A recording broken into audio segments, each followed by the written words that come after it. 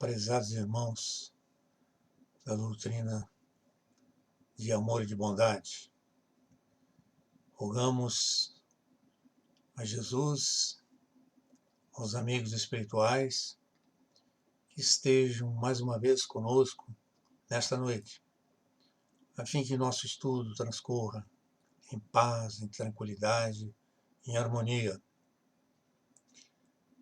Nesta noite, cabe-nos, para a nossa reflexão,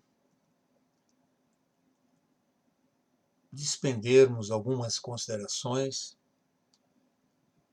sobre o capítulo 8º, que tem o título A Lei do Progresso, do Livro dos Espíritos, mais especificamente nas questões 779 a questão 785. Quero crer que essa abordagem serve ao mesmo tempo como homenagem à doutrina, à codificação kardeciana, desde que, em 18 de abril de 1857, veio a lume o próprio Livro dos Espíritos, a obra filosófica por essência. E no dia 15 de 1869, no mesmo mês, portanto, surgiu o Evangelho, ocorreu o lançamento do Evangelho segundo o Espiritismo. Assim sendo, é necessário relembrar, trazer novamente as nossas preocupações, considerações, os elementos básicos da doutrina espírita e que, sem dúvida nenhuma, repercutem intensamente nos nossos espíritos, na nossa própria formação.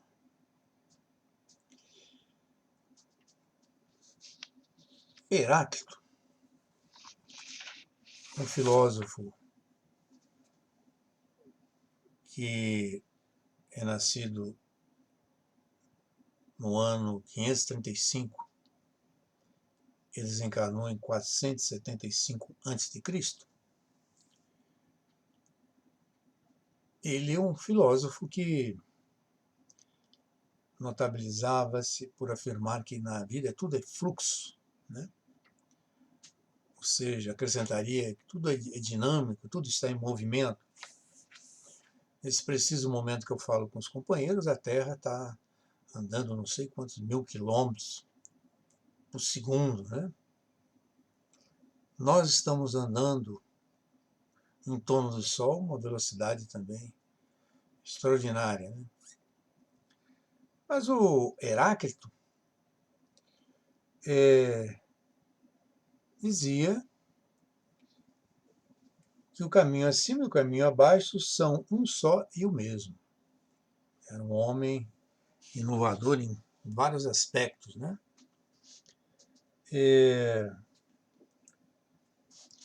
Ele foi um dos primeiros a sugerir, talvez calcado nas doutrinas orientais, que o equilíbrio dos opostos, dia e noite, quente e frio, por exemplo, levava à unidade do universo.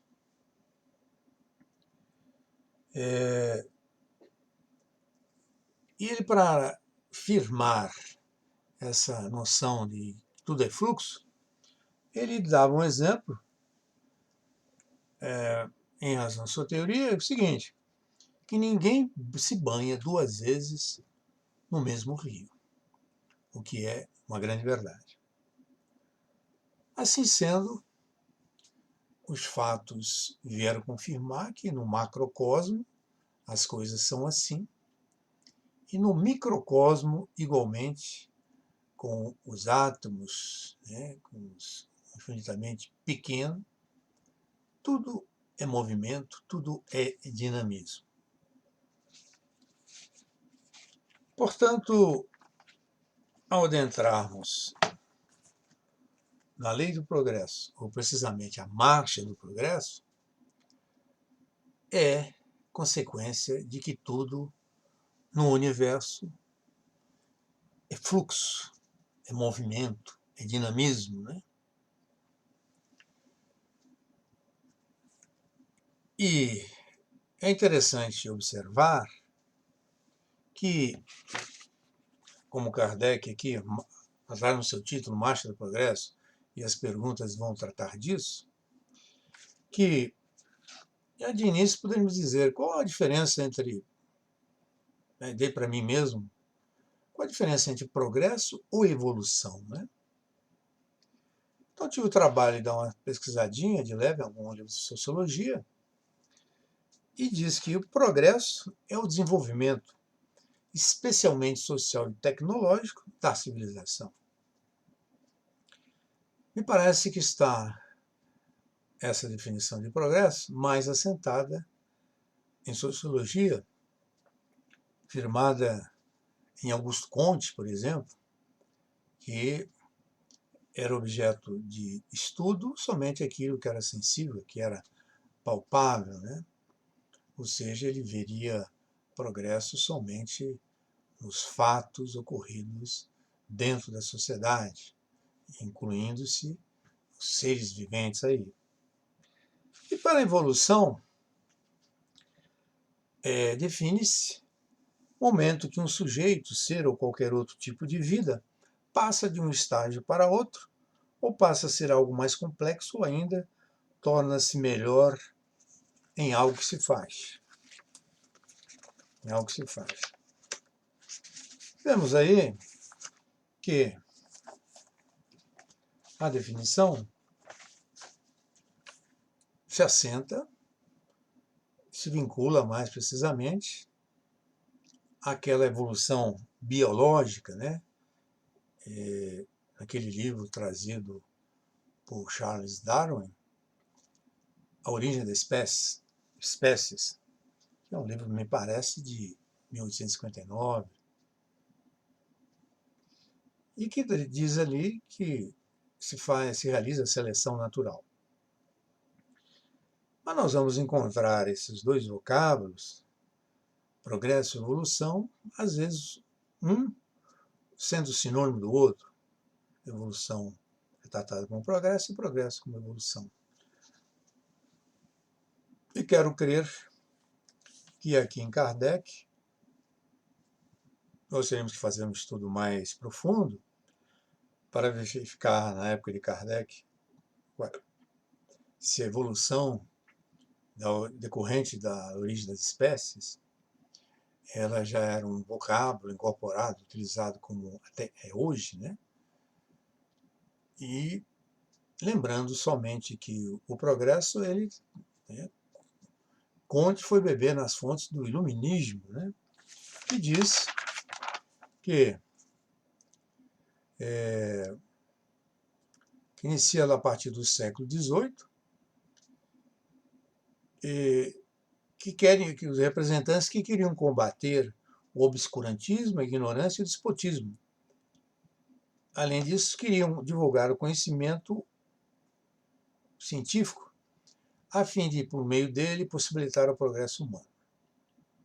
No entanto, o progresso humano também possibilitará o desenvolvimento da ciência, ou seja, quanto mais o homem conhece a ciência, mais progride intelectualmente e é capaz de fazer a ciência além. Mas traz aqui os comentadores uma noção de progresso. A mentalidade da época, influenciada pela Revolução Industrial, era de que, se o homem tinha pela razão as condições de enfrentar os problemas que a realidade lhes apresentava, ele tinha pela ciência, pela tecnologia, as condições de se impulsionar para a verdade e ao progresso humano. Então, temos aí uma noção de progresso fazendo essa observação em relação aos termos progresso e evolução. E Kardec, colocando esses termos aí, mostra que era uma criatura que entendia, que leu, que talvez vivesse as noções de progresso, deve ter se abeberado também no iluminismo, até nas ideias de Augusto Comte, mas que guarda a sua originalidade, ou fidelidade, àquilo que os espíritos vão dizer a respeito, né? Então, inicialmente, nós temos aqui a pergunta 779, que a força para progredir aurear o homem em si mesmo, ou o progresso é apenas fruto de um ensinamento? A força para progredir, talvez recorrendo aos filósofos, aos psicólogos principalmente, é uma força, energia íncita no homem, né? Essa de avançar, de seguir, principalmente quando ele é desafiado pelos problemas que lhe aparecem no decurso da vida. Ele coloca a sua inteligência, que inclusive é uma das razões de ele possuí-la, para ultrapassar aqueles obstáculos ou dar início àquela ultrapassagem. Faz-me lembrar Carl Rogers, um psicólogo de orientação positiva, que fez muito sucesso em 1960, que o homem tem uma orientação positiva. Ele diz isso em um dos seus livros. Ele dá o exemplo de uma flor colocada lá no subsolo, e que ela só tem uma luz, até uma luz, uma espécie de uma trepadeira, só tem uma janelinha com uma luz. E a planta sem água, sem nada, ela, ao cabo de certo tempo, ela consegue buscar aquela janela e ultrapassá-la, né, pela luz do sol, que desenvolve em si a clorofila, né? E Carl Rogers afirma, buscando esse exemplo da natureza, que o homem, a criatura, tem essa orientação positiva, essa orientação para o bem, de resolver os seus problemas, e que nós colocamos que o homem tem essa orientação para progredir, e poderíamos até acrescentar essa orientação para o bem, né? Lá, ainda que em muitas criaturas escondida, não revelada ainda, mas que mais dia, ela despontará na sua personalidade. Portanto, os espíritos dizem: o homem se desenvolve por si mesmo, naturalmente, mas nem todos progridem simultaneamente do mesmo modo. Dá-se então que os mais adiantados auxiliam o progresso dos outros por meio do contato social. Assim, fica bem patente que o progresso não é simultâneo.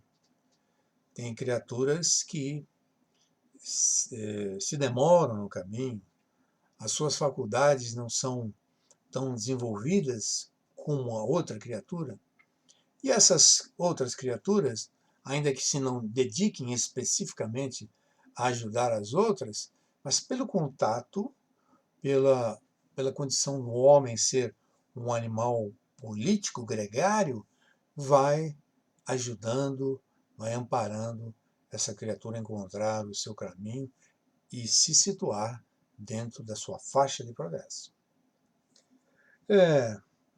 Tem uma outra pergunta aqui muito interessante, muito atual dos nossos dias, que trata da moral e o progresso intelectual, né? O progresso moral acompanha sempre o progresso intelectual?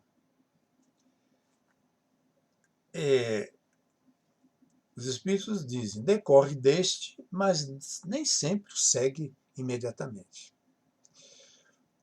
O instrutor Emmanuel, a quem nós tanto devemos, nos lembra que o progresso intelectual ou aquisição intelectual é mais fácil. O período dessa aquisição não é muito longo. O indivíduo encontra poucas dificuldades desde que haja o interesse, né?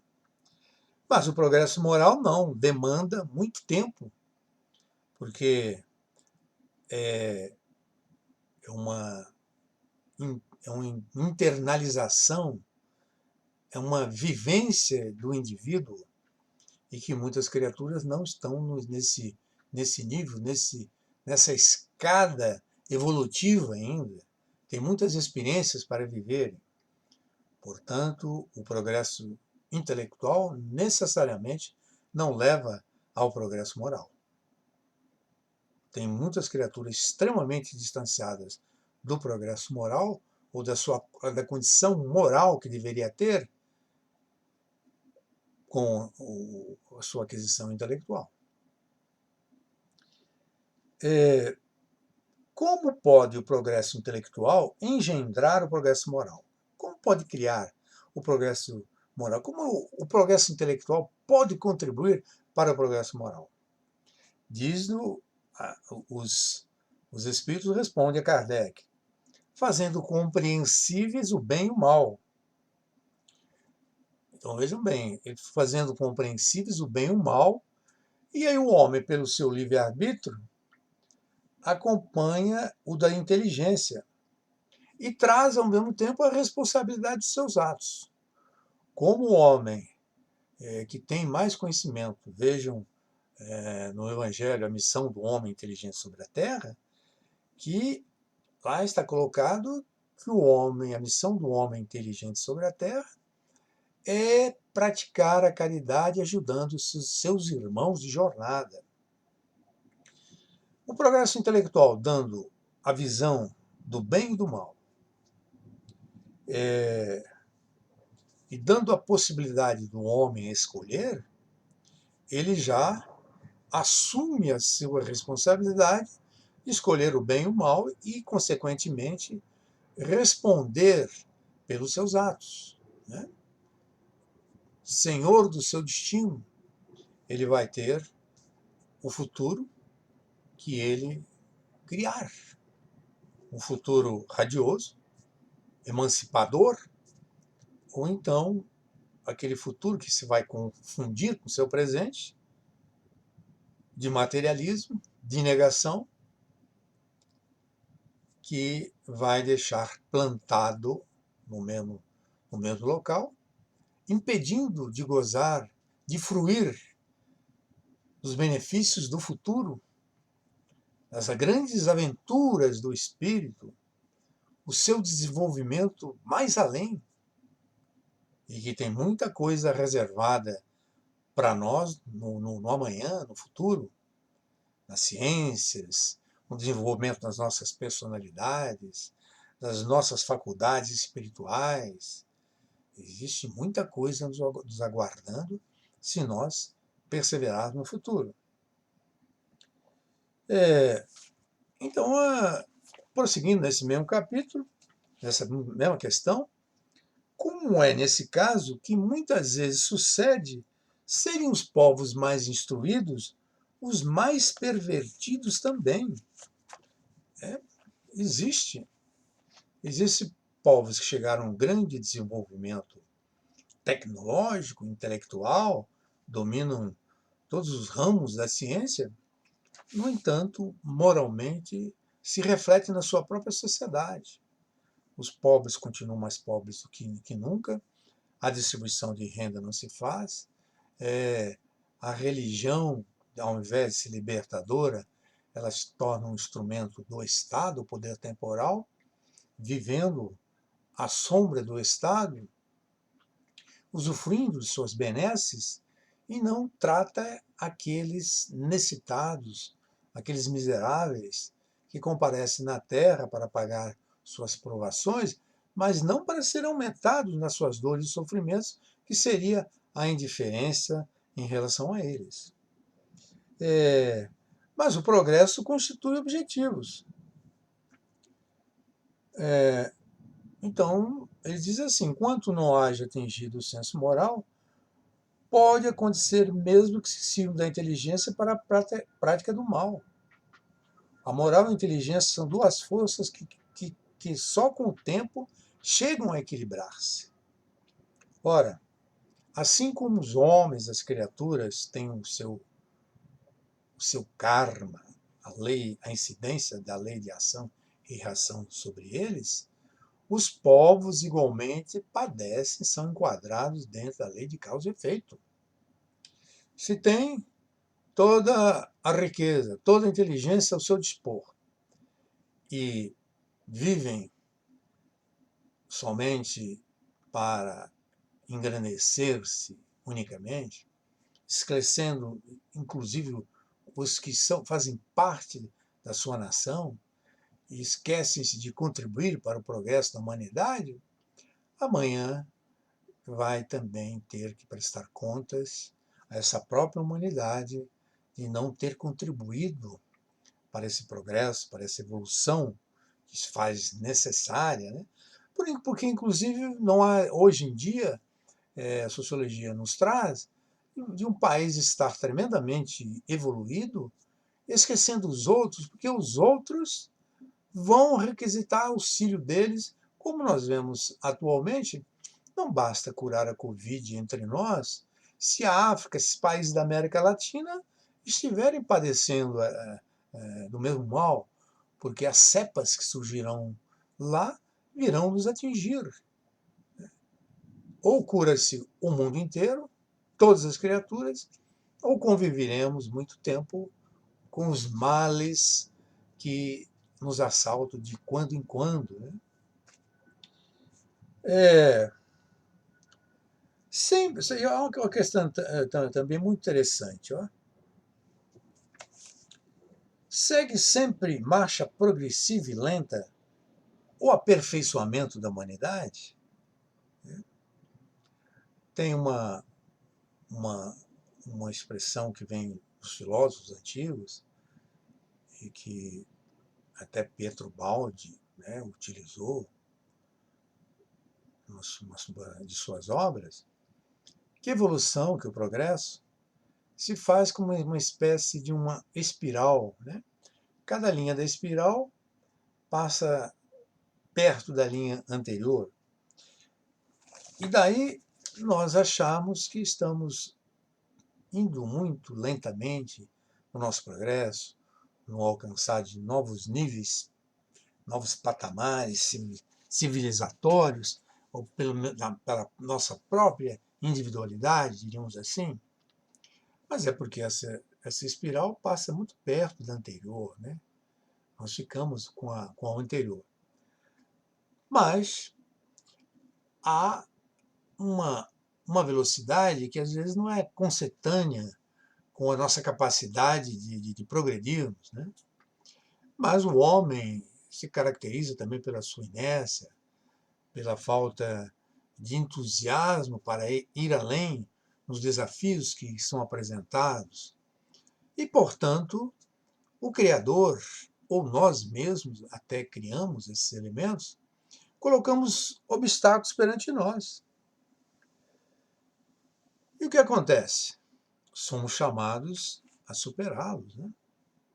Com a nossa inteligência, com o nosso esforço, com a nossa dedicação e até a nossa doação pelo nosso desencarne para vencermos esses males de toda ordem. Né?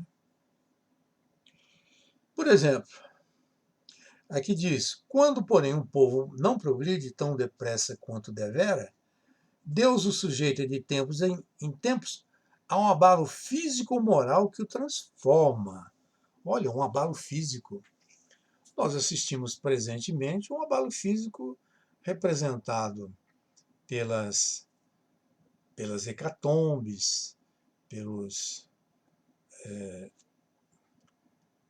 tsunamis, pela reativação dos vulcões, né? pelo aumento da temperatura da Terra, culpado o próprio homem e que o homem é obrigado a fazer algo para superar, né? Superar isso. Isso lhe possibilita, por exemplo, na Segunda Grande Guerra Mundial, que foi um espetáculo tristíssimo, toda guerra é, é um atestado do homem bruto, selvagem, a situação onde se encontra, um espelho, um retrato que ele tem que se mirar e fazer o possível para escapar desse quadro negativo dele. Não passa de um animal, o homem, as nações que se entrechocam, que produzem conflitos e partem para a guerra que os mata mútua e reciprocamente. Pensava-se que a guerra já não existiria mais entre nós. Por exemplo, na Segunda Guerra Mundial, portanto, apesar dos elementos extremamente negativos, os homens abertos ao progresso fizeram notáveis progressos na área médica, em razão de serem obrigados a operar, se defrontar com problemas cirúrgicos, de medicamentos que eles não tinham. E faziam pesquisa nos indivíduos que surgiam, que eram obrigados a tratar, e que possibilitaram um avanço extraordinário na ortopedia, nos medicamentos, né? Na própria energia nuclear, que arrasou Hiroshima e Nagasaki, lamentavelmente, a duras penas, ocorreu um avanço para a energia nuclear a benefício das criaturas humanas. Aquilo que Madame Curie viajou, percorreu o mundo inteiro para que a energia do rádio, né, fosse utilizada para as radiografias, para sanar doenças, para encontrar as maneiras de tratar o corpo humano. Né? Infelizmente, o homem progride diante dessas calamidades, né? Dessas calamidades que ele é um principal responsável. Mas o assunto, efetivamente, é muito mais complexo, né? Porque nós estamos aqui para nos aperfeiçoarmos e a própria existência sobre a face da Terra, diante das suas imperfeições, é necessária para o nosso progresso e para o nosso desenvolvimento.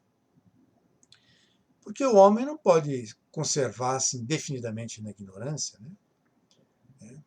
A guerra, infelizmente, também, o povo chinês, até ontem, né, ele era um povo ilhado, insulado, né, não se misturava. O povo oriental, de uma maneira geral, a guerra teve que, infelizmente, chegar por lá, eles, de certa maneira, também foram responsáveis, para que a transformação pelo convívio, pelo instinto gregário, né, o homem animal político, como diz Aristóteles, para que realmente as nações trocassem conhecimentos e se beneficiassem cada uma dos conhecimentos que cada uma possuía. Né? Então, nessa aqui, 784, bastante grande é a perversidade do homem. Não parece que, pelo menos, o ponto de vista moral, ele, em vez de avançar, caminha aos recuos? Engana-te, observa bem o conjunto e verás que o homem se adianta, pois que melhor compreende o que é mal e vai dia a dia reprimindo os abusos. E esse final aqui é fundamental. Faz-se mistério necessário que o mal chegue ao excesso para tornar compreensível a necessidade do bem e das reformas. Olha aí, quando nós nos deparamos hoje um mal progredindo em todos os campos, político, social, com tanta corrupção, com tanta desrespeito ao ser humano, né?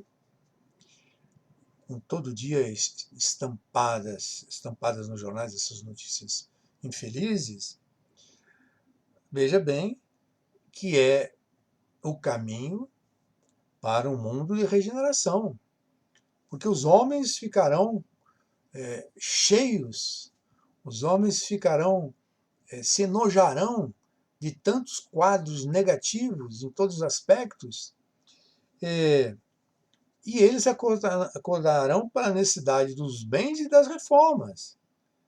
É por isso que os Espíritos nos avisam que está a caminho o mundo de regeneração. Porque há um limite para suportar isso, quando a humanidade reconhecer unanimemente que basta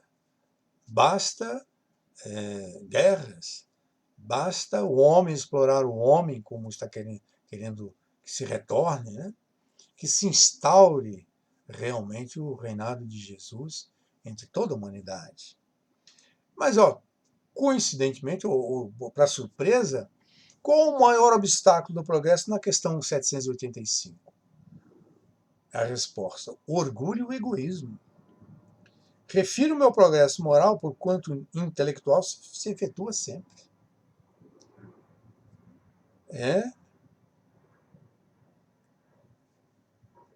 Mas virá, porém, curta a duração desse estado de coisas. Né?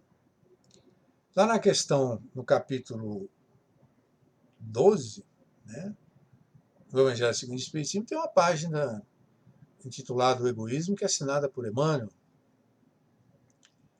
e que já lá no livro no Evangelho segundo o Espiritismo está bem patente como o maior obstáculo ao progresso, o maior obstáculo de tudo que o homem almeja, né, é o orgulho e o egoísmo, né, que um é irmão do outro, diríamos assim. Ainda que existe em nós, moderadamente, como uma forma necessária até para a nossa vivência, mas quando sai dos limites, né, como bem acentua São Tomás de Aquino na Suma Teológica, que ele vai lá colocar os 7 pecados capitais, ele coloca um dos maiores, é o egoísmo, o orgulho, que gera todos os outros. Né? Portanto, meus irmãos, é a lição que a doutrina espírita nos traz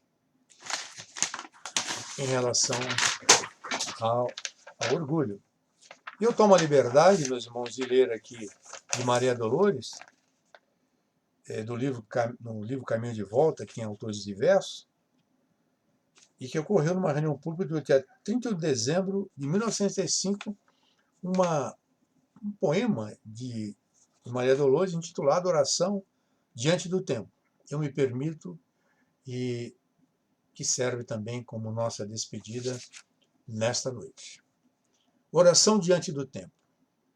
Deus da eterna bondade, perante a evolução que avança de hora em hora, não nos deixes gastar o tempo em vão. Resguarda-nos passo a passo onde estivermos. Ajuda-nos, Senhor, e ensina-nos agora a entregar-te em serviço o próprio coração. Colocaste no espaço indômito e profundo o dínamo do sol equilibrando o mundo, divino gerador de energia a brilhar. Em ti a fonte verte a render-se de todo, e extinguindo o deserto, desfazendo o lodo, organiza onde esteja a formação do lar. Em ti a terra em tudo nos aceita, por mãe que se consagra à ternura perfeita do exercício do bem. Deste à árvore o dom de viver para o homem, sem qualquer recompensa às lutas que a consomem, para dar-se e servir sem perguntar a quem. A rocha em ti, na fé que não se cansa, garante em todo o vale a segurança, para que o solo vibre em fruto e flor. E o mar em teu poder, que o ajusta e harmoniza, ao fragor da tormenta, ou seja, a paz da brisa, vive de renovar e recompor. A marca que puseste em toda a natureza é a bondade celeste em jorros de beleza. Amor que o teu amor excelso nos conduz, da nuvem abismal à estrela augusta e bela. Em toda parte a vida te revela a presença de luz. Deus da eterna bondade, perante a evolução que avança hora por hora, não nos deixes gastar o tempo em vão. Resguarda-nos o passo onde estivermos. Ajuda-nos, Senhor. Ensina-nos agora a entregar-te em serviço o próprio coração, Maria Dolores. Muita paz e muita luz para nós todos, meus irmãos. Graças a Deus.